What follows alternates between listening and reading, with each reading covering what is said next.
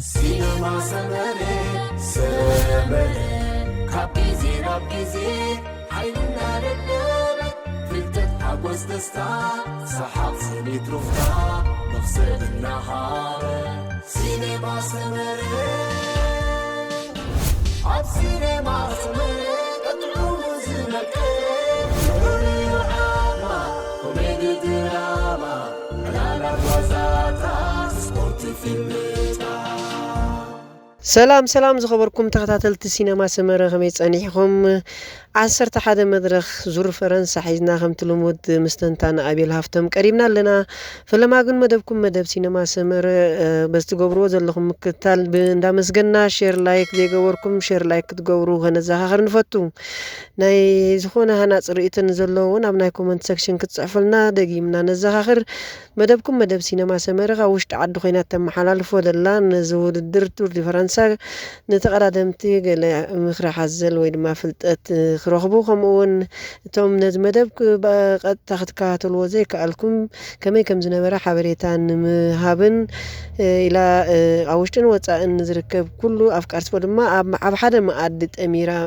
تم حلالف نسبورت هاجرنا دما ابزلا على درجه مبصحت تصعر مدب تم حلالف يا ذا مدب زي امو سينما سمره كباهم نباهم بمخانا كل جزء شير لايك مباراه تابعوا نحج دما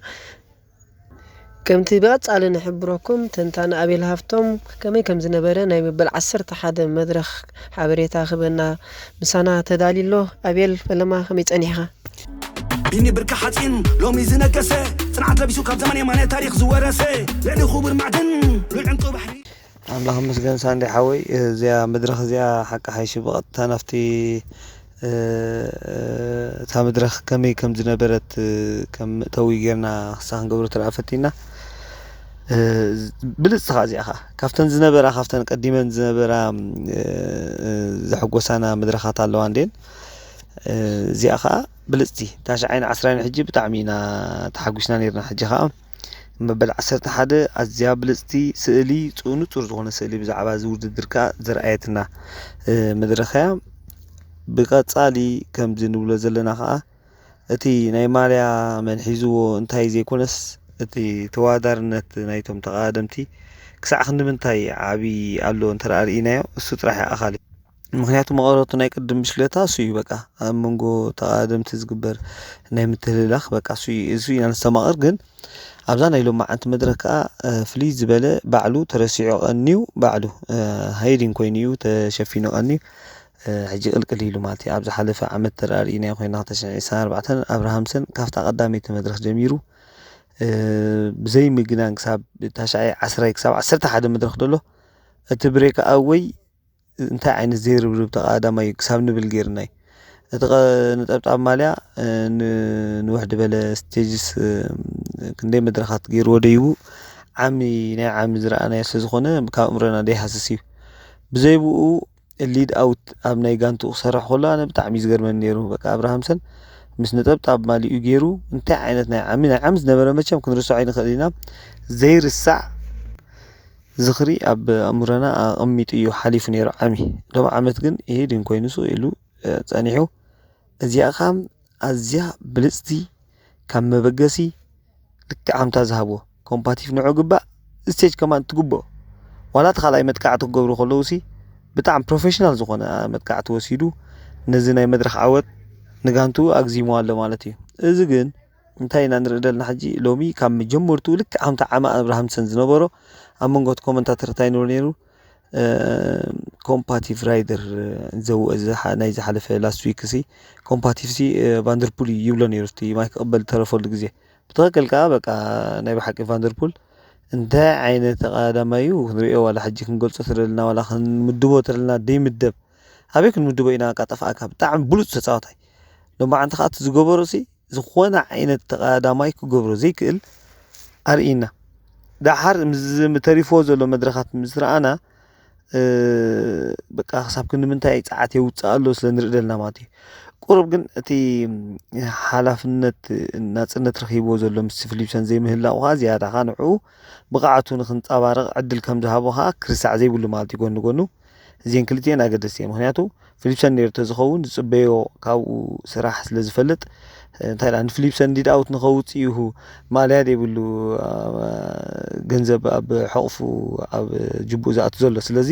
ተቐንዲ ስርሑ ምስ ኮነ እሱ ግን ንዕኡ መተካእታ እንታይ ዓይነት ፀወታታት የርእየና ኣሎ እንታይ ዓይነት ተቃዳማይ እዚ ከዓ ክልቲኦም ማለት እዩ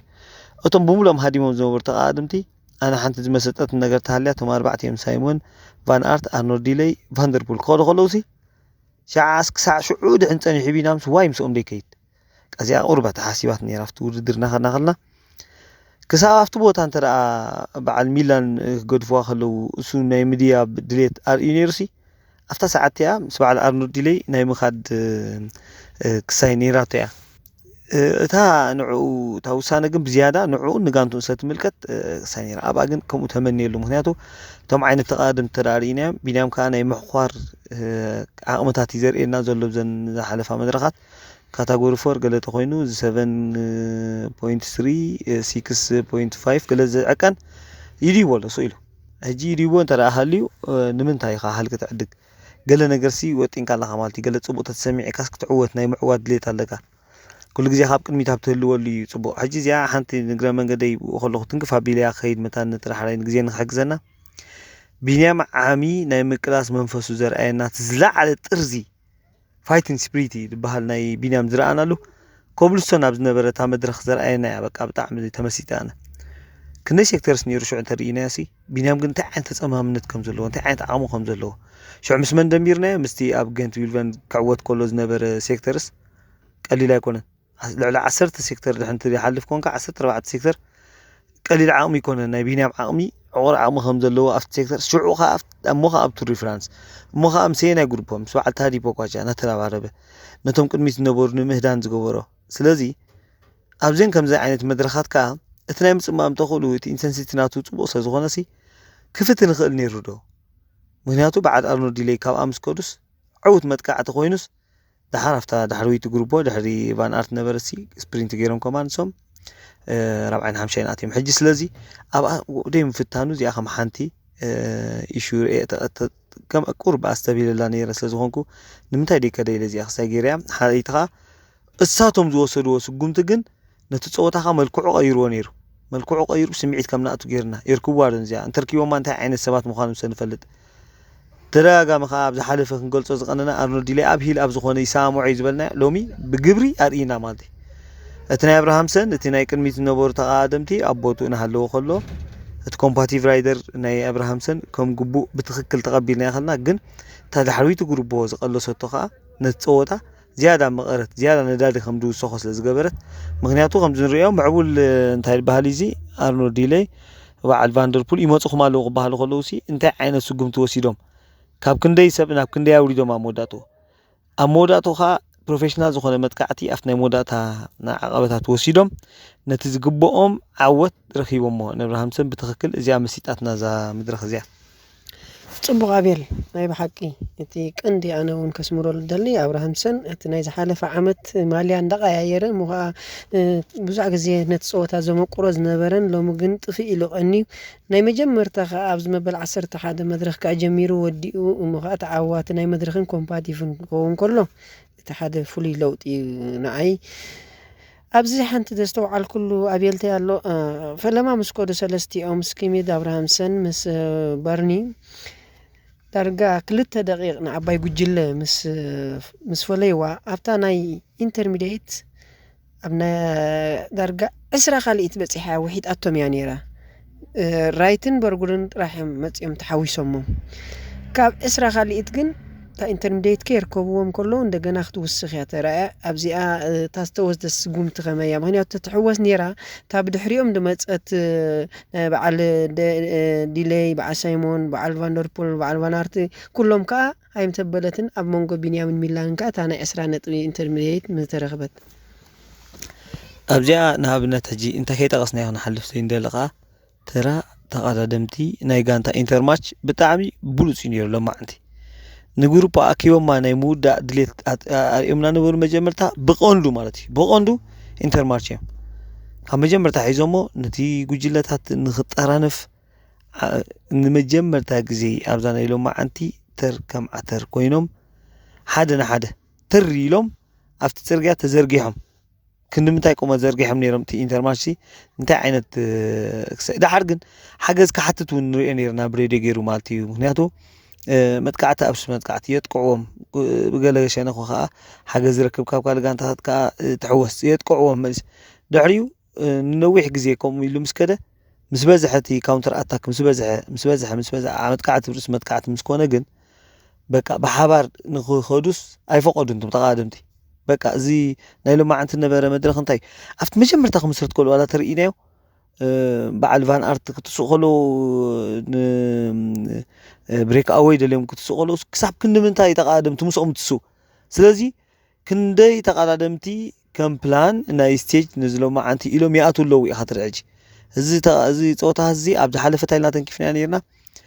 ይወፅሖ ዶት ነጥቢ ኣብ ዝብል ኣብ ናይ ቀጠልያ ማልያ ታዲ ቦካቻ ሓፈሻው ከዓ ከመይ ክኸይዱ ኢልና ኣብ ዝተንከፍና እንታይ ኢልና ነርና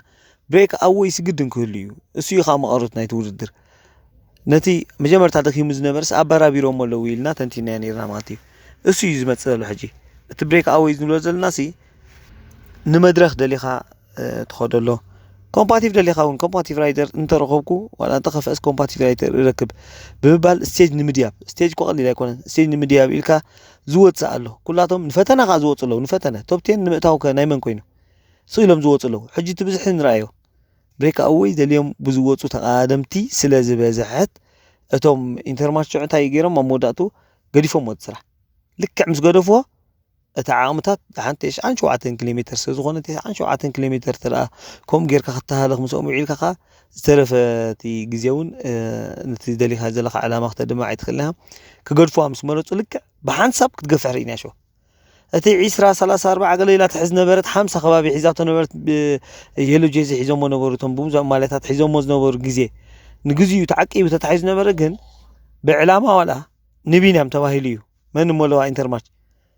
ብሬክ ኣዌይ እንተትደሊ ንስቴጅ ተትደሊ ነራ ብካልእ ሰብ እንተዝኸውን ክትሰዶ ጥራሕ ትኽእል ነራ እዚ ኣኪብካያ ናይ ምውዓል ድሌት ተረኣ ኮይኑ ግን ሩድዩ ንፁር እዩ ንቢንያም እዩ ማለት እዩ ስለዚ መይቢ ቢንያም ካብዚ ከምዚ ዓይነት ሃልክታት ከድሕና እንተዳ ዓቕሚ ረኺቡ ወይ ዕድል ረኺቡ ምስታ ዝኸደት ግሩፕ ኮይዱ ከምዚ ሕጂ በዓል ኣርኖልድ ዝረኣዩና ክርኤና ኣለዎ እምበር ጠርኒፍካያ ክትውዕል ከምዘይትኽእል በዚ ሎማዓንቲ መቸም ኢንተርማርሽ ተማሂሮም ቅዲ ቀይሮም ዝኣትውሉ መንገዲ እውን ድርእ ኮይኑ ስማዓኒ ምክንያቱ ሎማዓንቲ ክሳብ ክንዱ ትብሎ ዘለካ ግዜ ናብ 20 30 ገለ እናተጓፃጓፀ ተታሒዙ ነበረስ በቲ ከቢድ ፃዕሪ ናይ ተቃደምቲ ኢንተርማርሽ ተታሒዙ ዝነበረ ጋብ እዩ ተሓልዩ ነይሩ ብድሕሪኡ ግን ገዲፎሞ ማቲ ከም ፕላን ከምዘይሰርሕ ምስ ረኣይዎ ገዲፎሞ ገፊሑ ሾ ሕራይ ኣቤል ኣብዚ ከይጠቐስናዮ ክንሓልፍ ዘይብልና ሳይሞን ናይ ሊድል ትሪክ ከምኡውን በርጉዶ ናይ ብሓቂ ኣብዚ ዓመት እዚ ካብ ዘርኢና ዘለዎ ኣብ ብሬክ ኣዌይ እዮም ኣብ ዝሓለፈ እውን በርጉዱ ናይ ቡሉፅ ኮምፓቲቭ በቐዳማይ ተሸሊሙ እዩ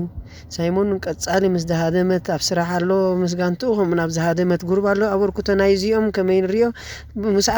እዛ መድረክ ናይ ሎሚ ከም ምንታይ ኢና ክንሓስባ ምክንያቱ መብዛሕትኦም እዞም ኣብ ቶፕ 10 ኣትዮም ዘለዉ ሲ ናይ ቅፅበታዊ ውድድር ኢና ኢልና ንሓስቦ ምክንያቱ ካብቶም ዶሜስቲክ ወይ ድማ ድበዝሑስ ካብቶም ዶሜስቲክ ወይ ድማ ናይ ዓቐበት ኢልና ንሓስቦም ተቐዳደምቲ ኣይኮኑን ከመይ ትገልጾም ወጋ ሕጂ እንታይ ኣላ ምስሊ ካብዛ ሳንዴ ክንፈልጣ ዘለና ሳይመን ሕጂ እዚ ሎማዓንቲ ራሕን ሎማዓንቲ ብዛ ሎማዓንቲ ዝረኣና ሳይመን እቲ ዝወሰደ ስጉምቲ ትኽክል እቲ ዓቐበት ክፍትኖም ከሎ ክንሪኦ ከለና ሲ ማዕርኽ ክንምንታይ ዓቕሚ ከም ዘለዎስ ኣርኢና እዩ ከምኡ በርጉዱ ሕጂ እንታይ ገይር መሲልካ ዋላ ኮምፓቲቭ ክወስድ ዝኽእሎ ብዙሕ ፀወታ ኣብ ዝሓለፈ ፀወታ ዝረኣናዮስ ብሉፅ ምንቅስቓስ ኣርዮም ናዮም እዚኣቶም ግን ንሳቶም ጥራሕ ደይኮኑ ሕጂ ብምንታይ ተዓብሊሉ ዘሎ ሕጂ ናይ ሎማ ዓመት ቱር ዲ ፍራንስ ቤን ሄይሊን ቫንደርፑልን ኣይተኻሉን እንታይ ዓይነት ፀዓት ተውፁ ኣለዉ እንታይ ዓይነት ዓቕሚ የርኢና ኣለዉ ሕጂ ከም ፍሉይ ፍጻመ ሕጂ ከይጠቐስናዮ ክንሓልፍ ዘይንደሊ ሕጂ ንእግረ መንገድና ካብ ዘከርናዮ ቀጻሊ ኣብ ነብሲ ወከፍ ኣብ እንትነሉ ግዜስ መን ንላዕል ኣሎ መውደቕቲ ናይ ታዲ ቦጋጃ መውደቕቲ ሎም ሕጂ ኣሰንቢድናይ انتهى عينت كبيد مودقتي بقى كريزي ستيج يلوها همانتي ولا شعتي كومنتاتر بقى لو ما عنتس تاع عينت سيجاني تي كورباتات جناي نيرو لك عفتا ساعتي اخا كم زت ادمتي يوان صقام فحفعد ولا نبر كم بالبيكاو يقبروا لهم كافتات نبرت جوجل مسكفتنو تጻوت سايمس غبرسي كزور صني حد عندو يلا قد يخوم زقاتم لك عبا قالو زي نبره قال متنا جامبو ما ابت ناي دحريت رو تهريمو كودو كل جن لك بتزخف ملكعو ابكا منكوب يتهريمو ازي ابناي هاجرنا تقادمتي ولا حساب زحجي غزي اشغيراتنا زلاي ابنو سوكف مودقتي ابزناي كاب منكوم دلاتا رقد بلت عصمي بقى حلاقيتو خنبلا نخلنا ولا تا اساس بالطعم بقى تش حجي زي انت يا أبكو أبشلو كرم سرعنا يمستي ما شابي دسي انتي كنت لو قبل الخون سابع فرحنا كساب زاقامو دا طالات كومنتاتر كمان كم كساي نعو كم حدا عابي شو قصيرو يهلعلو نيرو هنياتو مغارت نايزو زدركو تادي بوكا مو بمولو طعنو خلو ولا خلالو بزاود درزيا زاودر مقرت خوينا نختكيتو هنا ازوم سبات زيوم حجي چاويم مقرت نزي وددر زوسخو تقالا دمتيم بعل سايمون بعل برغدو بعابيو ግን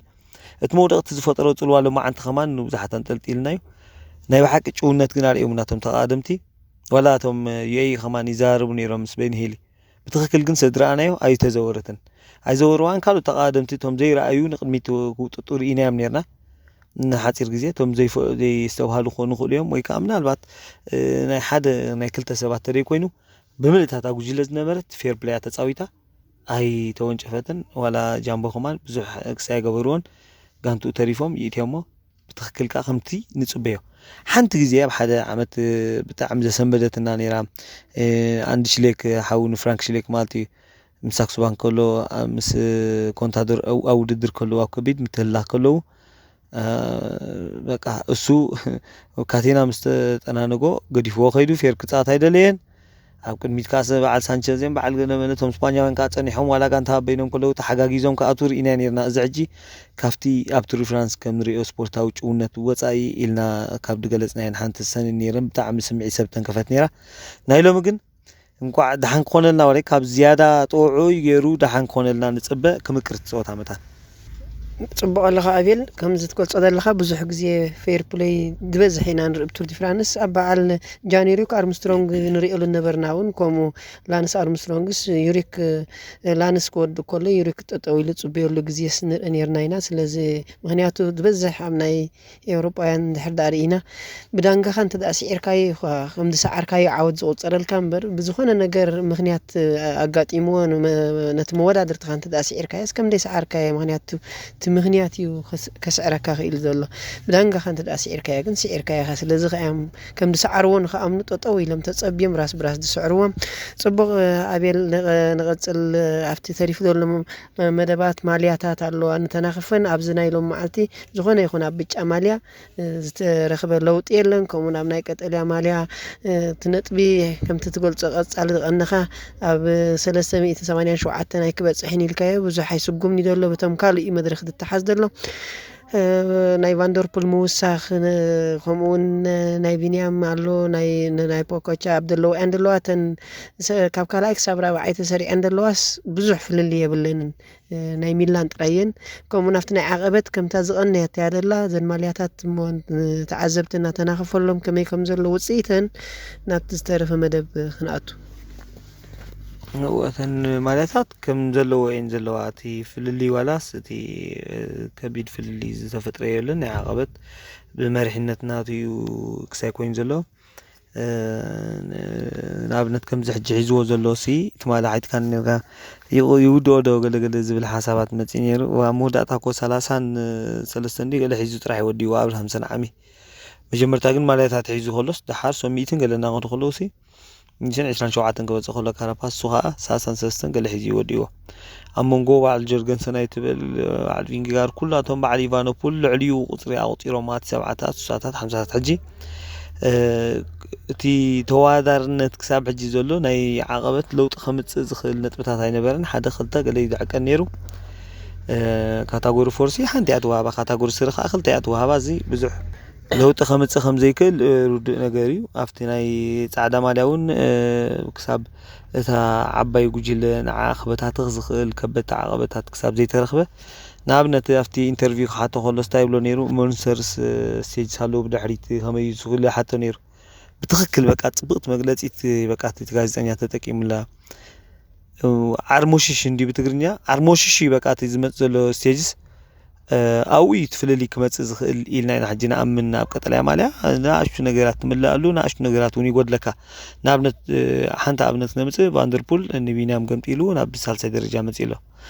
سوتري كويني خالي بقى أخمت زخل لو تبوز حير رأي كاني أفتن عرموش شوين دخونا عقبتها أبز متأجن أفتي كسالي مستحتن يدميره ونسالك ኣብተን ማልያ ከም እትገልጾ ዘለኻ ኸ ኣብ ናይ ጋንታ እንተደኣ እውን ቪዝማ ካብ 16 ናብ 19 20 ኣብፂሓቶ ኣላ ትፍልሊ ከም ትስዕቦ ዘላ እንዳተረፈት እያ ትኸይድ ዘላ ኣብዚ እውን 12 ስቴጅ ክጅምር ኣብ ናይ ጽባሕ ትውስኽ እያ ዘላ ጃምቦ እምበር ትጎድሎ ነገር የለን ብዛዕባ ኣብ ናይ ጋንታ ዘሎ ኣረኣእያኻ እሞ ተናኽፈልና ናይ ጋንታ ስዳሓን ሕፅር ክንብላ ናይ ጋንታ ዝኾነ ሓድሽ ነገር ክፍጠር ከማ ብዙሓን ጽበይ ንኽእልና ምክንያቱ ብዙሕ ኣለዎም ቶም ቪዝማሊስ እሶም ብዙሕ ሰብ ዘለዎም ሕጂ ነቲ ናይ ጋንታ ብዙሕ ክህስ ኣይክእልን እዩ ከምዚ ሳይሞን ዝገበሮ ከምኡ ሓደ ግን ዓብ ዕማም ናሃለዎም ከሎ ይኮድን እምበር ዩኤኢ ሓደ ኣብ ቀዳሚቱ ጉጅለ ኣብ ዝህልወሉ ግዜ ናይ ምትዕርራይ ተኽእሎ ኣለዎ ግን ናይ ጋንታ እቲ ግፍሒ ክንምንታይ ዳ ይገፊሖም ውድኡ ክንምንታይ ጋብ ናይ ታይም ጋብ ክንምንታይ ይህልዎም ኸውን ኣብ መንጎኦም ክውድኡ ከለዉ ተርኢ ክንብል ተርኢ ኮይኑ ናይ ቪዝማሊዝ ክንጠልያ ዝብል ኣተሓሳስባ ዘለዎ ሰብ ኮይኑ ዘሎ ኮይኑ መቸም ኣይስማዓና እየ ራይማ ኣቤል መደብ ቅድሚ ምዝዛምና 12 ስቴጅ ዘለዎ ኪሎሜትር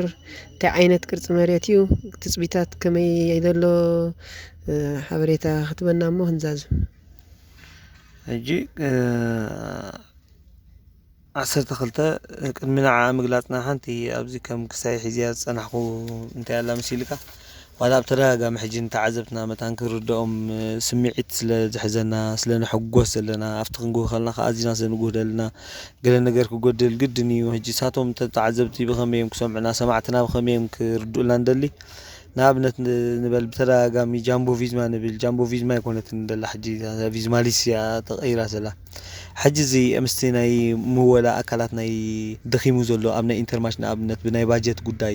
ደኺማቶ ዘላ ንዕኡ ንኽንረድእ ኢልና ዘለዓልናዮ ንኣሽቱ ነጥብታት ነይሩ ምስኡ እጂ ደሚሮም ክርድኡልና እንደሊ ንኣብነት ብዛዕባ ምወላ እንተደኣ መፂና ቀሊል ኣብነታት ሓፀርቲ ክንጠቅስ ምስ ግዜና ርኢና ኣብ ሓደ ጋጣሚ ቅድሚ 4-5 ዓመት እተን ጋንታታት ከምዚ ዓይነት መስርዕ ከይሓዛ ከለዋ ቅድሚ 6-7 ዓመት ዳሓ ንበሎም መጀመርታ ቃውሞን ከለዋ ጃምቦ ክልተ ጃምቦ ነይርና ጃምቦ ቪዝማ ትበሃል ነይራትና ሓንቲ ከዓ ሎቶ ጃምቦ ትበሃል ከዓ ነይራትና ሕጂ እቲኣ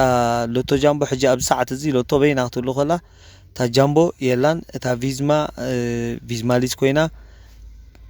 ዋላ ቅድም ኢልና እንድሕሪ ንቅድሚት ተመሊስናሲ ሎቶ ጃምቦ ሎቶ ሶዳል ትበሃላ ነይረን እታ ሶዳል ክሳብ ሕጂ ኣላ እታ መዋልድ ኣካል ግን ሶዳል ኩክሴብ ኮይና ኣላ እታ ሎቶ ትበሃል ነቢና ኣላ እታ ጃምቦ ዝነበር ጃምቦ ቪዝማ ካብ ጃምቦ ቪዝማ ከዓ ሕጂ ቪዝማሊስ ሕጂ እተን መወልቲ ኣካላት ምስቲ ዝቀያየሮ ሓደ ግዜ ብስምዒት ጃምቦ ቪዝማ ስለ ብዝያዳ ንዓ ክሳይ ነስተማቕራ ኢና ቪዝማሊስ እያ ደላ ሕጂ ግን እተን መወልቲ ክሳዕ ክንምንታይ ኣብቲ ናይ ምወላ ካልእ ግዜ ኣድቀቕ ኣቢልና ንውሽጢ እቱ ኢልና ዲቴይልስ ክንጠቕሶም ፍትን ኢና ክሳዕ ክንምንታይ ተራ ከም ዘለዎ ነቶም ተቓደምቲ ናይ ምምፃእ ነታ ጋንታ ክሳያ ናይ ምዕባይ ዋላ ድሒራ ካብተን ድሕሪት ውሕድ ዕድመ ካብ ዘለወን ኣብ ክሳይ ደላ እስራኤል ኣካዳሚ ነይራ እንታይ ዓይነት መወልትን ገለን ቀይራ በይደ ይባህላ ኤዱኬሽን ፈርስት ንኣብነት እሳ ከመይ ትኸውን ኣላ ዓቕማን ክሳይ ንሪኦ ኣለና ናይ መወልቲ ኣብቲ ክሳይ ዘለዎ ጋንታታት ዘለዉ ገለ ሓደ ግዜ ኣስፋሕ ኣቢልና ክንትንክፎ ክንፍትን ኢና ሕጂ ናይ ጽባሕ መድረኽ እንተረኣ ክሳ ክንገብራ ፈቲናኻ 180.6 ኪሎሜትር እያ እታ መድረኽ ኣብ መበል 98.8 ኢንተርሚዲየት ኣላቶም ቅድሚያ ኣብ 91.4 1.3 ኪሎሜትር 6.3% ተዕቀን ናይ ዓቐበት ኣላቶም ብድሕሪያ ካታጎሪ ፎርስ ዝኾነት 9 ነጥብያ ተዋህባ ካብ ኣሕልፍ ኢልና ሽዑ እታ 95.1 ናይ